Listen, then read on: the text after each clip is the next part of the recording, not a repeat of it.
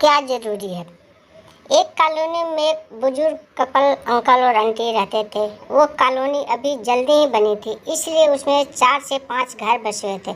उनका बेटा इन्हें छोड़कर अपने पत्नी के साथ विदेश में रहता था, क्योंकि उसकी पत्नी ये नहीं चाहती थी कि वह घर पर रहकर अपने सास ससुर की मदद करे।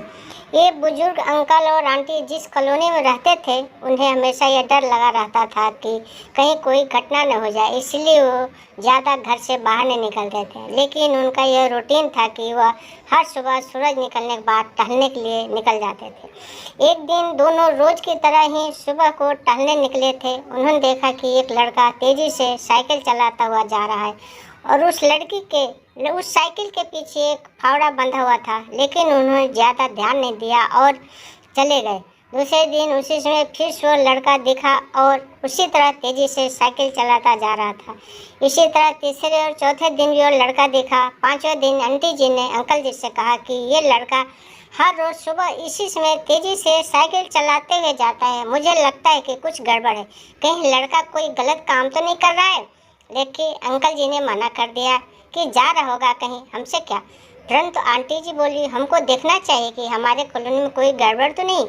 अंकल जी बोले, ठीक है, अगले दिन हम इस लड़के का पीछा करेंगे।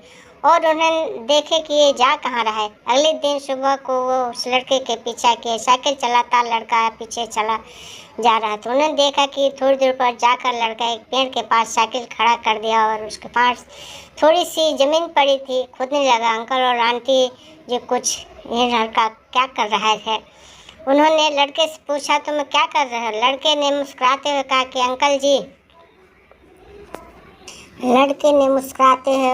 अंकल जी मैं आप दोनों को रोज़ देखता हूँ, लेकिन आपको मुझसे डरने की ज़रूरत नहीं। और यहाँ ज़मीन इसलिए खोद रहा हूँ कि मेरी नई नौकरी लगी है। अंकल ने पूछा, कहाँ नौकरी लगी है, ऐसा कौन सा काम है जिसमें ज़मीन खोदने है। लड़के ने कहा, मैं बड़े दिन से बेरोज़गार था, फाइनली मुझे फार्म हाउस में काम मिला है और उन्हें ऐसे लड़के की ज़रूरत है जिससे काम करने का अनुभव हो, और मेरे पास कोई भी अनुभव नहीं है।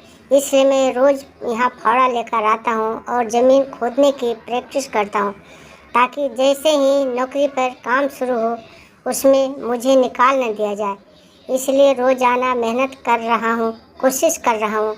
उस लड़के की बात सुनने के बाद अंकल और आंटी जी ने लड़के को आशीर्वाद दिया और बोला, बहुत ही बढ़िया बात है, प्रयास ही ज़िंदगी में सब कुछ है। यह छोटी सी कहानी ज़िंदगी में बहुत बड़ी बात सिखाती है।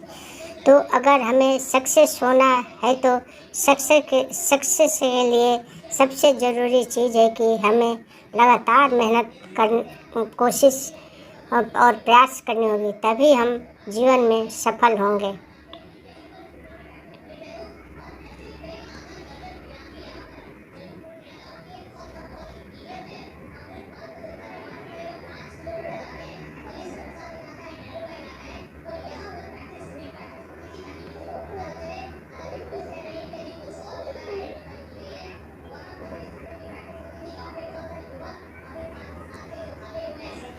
नमस्कार।